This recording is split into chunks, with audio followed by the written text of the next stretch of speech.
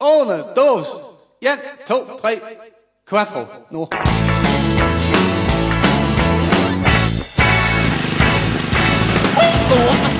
Flyt jer lige så jeg kan komme til.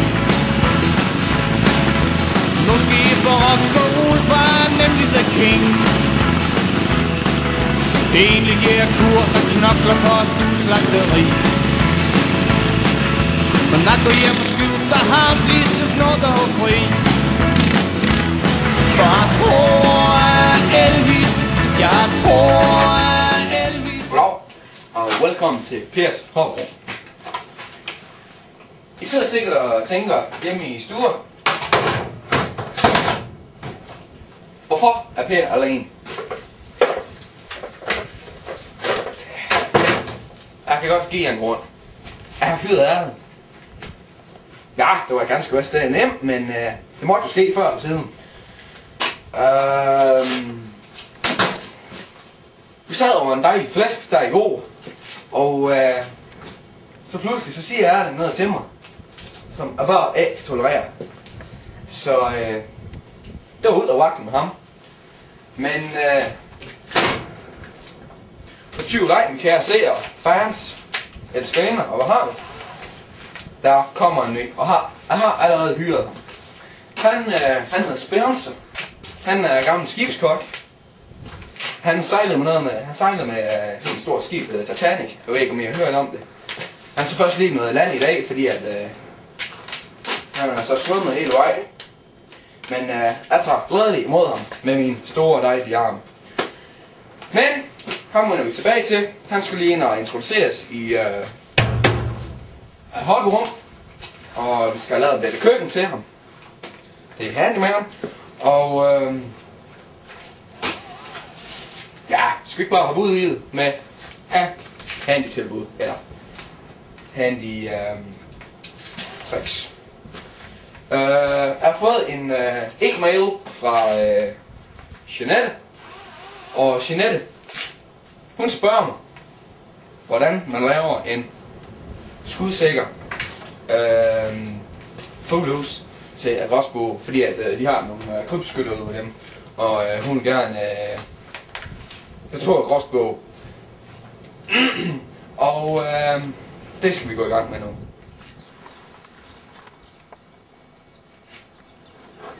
En white fugleelsker kender det vil gerne kigge på fugleliv. Med en dejlig, ja, der er søndag morgen, 4:30, sidde der med en kop kaffe, se ud over natur, se små piger inde i havet. Men hende er jeg fået af e-mail fra. Det kan hun af, fordi der er krybskytter, små drengerøv og humanske misfoster, som bare bliver ved med at skyde en små fugle. Så jeg fik til opgave, om jeg kunne bygge en skudsikker fuglehus. Og ja, det er det formål. Der vil mange nok bruge sådan javret her. Men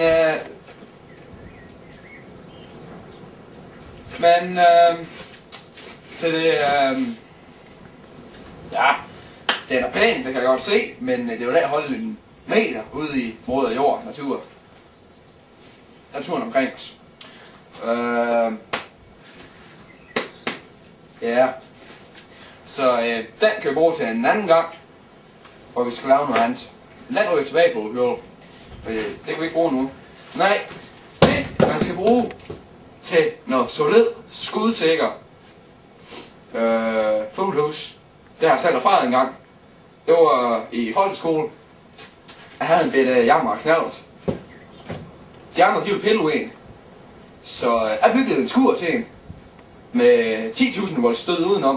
Og fandme tro, de fik rap over en adler. Hver gang de var i nærheden af. Fandme så. Men nej, det var skudsikker, vi skulle lave nu. Og til det formål, der skal man have fundament. Ingen byggeri uden fundament. Eller fundament. Så er min older fra en gang. Jeg var en klog mand, var han. Nå, men nok om ham. Vi skal til at bygge. Her har vi af grundfundament. Ja.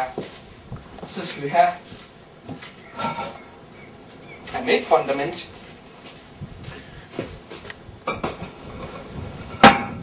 Der er jo den. Nå, vi skal også bruge en pjern. Jeg har lige snydt lidt at tage en bedre pjern herude. Der kan man passende bruge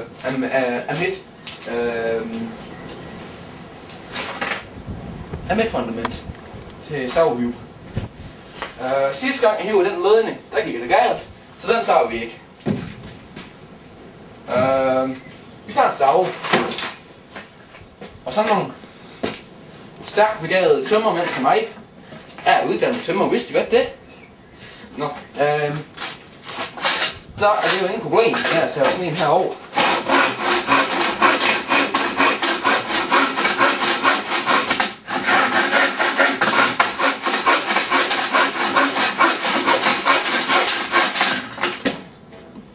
Men det kan egentlig godt være, at vi skal springe pind over. Fordi at jeg tænkte nok, den er ikke lige. Så så lader den være. Vi skal bruge nogle skilling i stedet.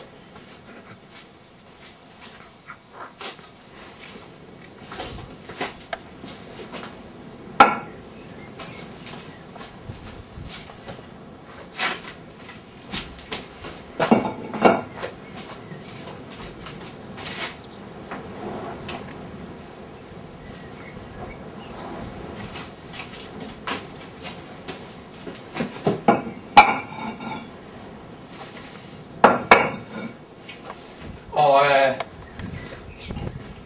sådan en penge, nej, sådan en dør til fuglehus, det koster penge. Så der har jeg lige en bedre tricks, man kan lige gøre sådan her.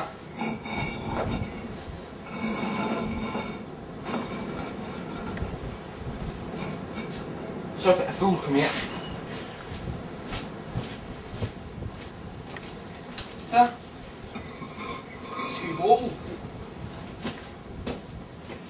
Så skal vi bruge sådan en fundamentblok igen.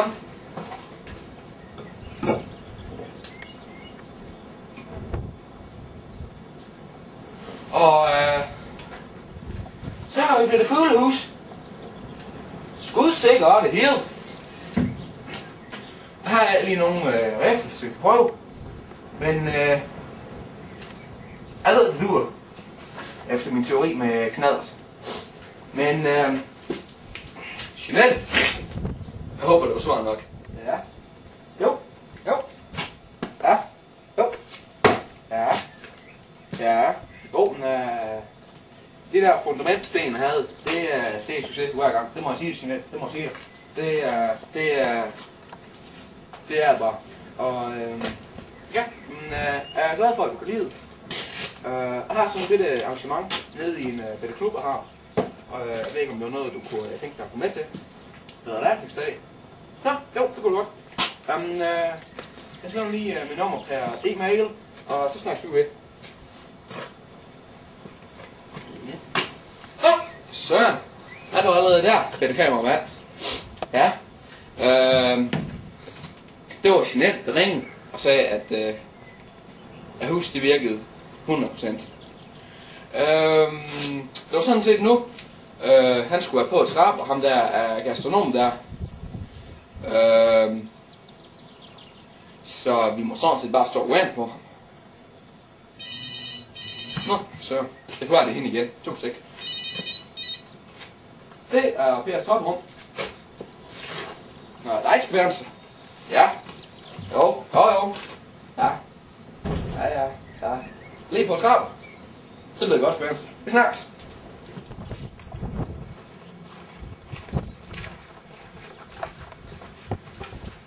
Jo, hør.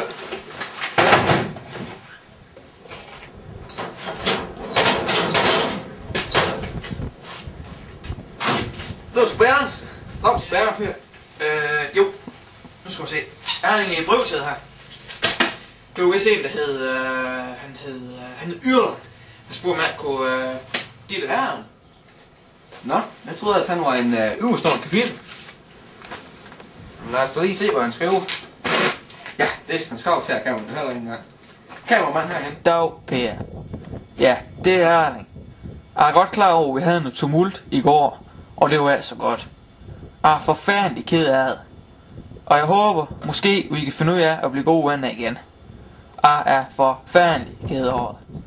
Men jeg vil gerne have lov at invitere dig på en brav middag over i min kampvogn. Og den holder, den holder nede i Wilson. Og der kan du bare komme ned til en ordentlig brav middag. Og så må vi lige snakke om ting, lige få kaffe. Og så er jeg sikker på, at vi bliver gode venner igen. Så jeg håber, du kommer. Det er i aften kl. 7. Så vi ses. Og så beder vi feta også, der. Drengen, du være gode venner med mig igen. Spencer, er vi nødt til at løbe nu? Jeg skal ned til Erling. Jeg har godt forstået. Ja. Tak fordi du gør så forstående, Spencer. Du bliver en god medarbejder. Du løber nu. Eller, jeg løber nu. Jeg skal til Erling. Ja. Så vil jeg tage hjem til Lille Mark.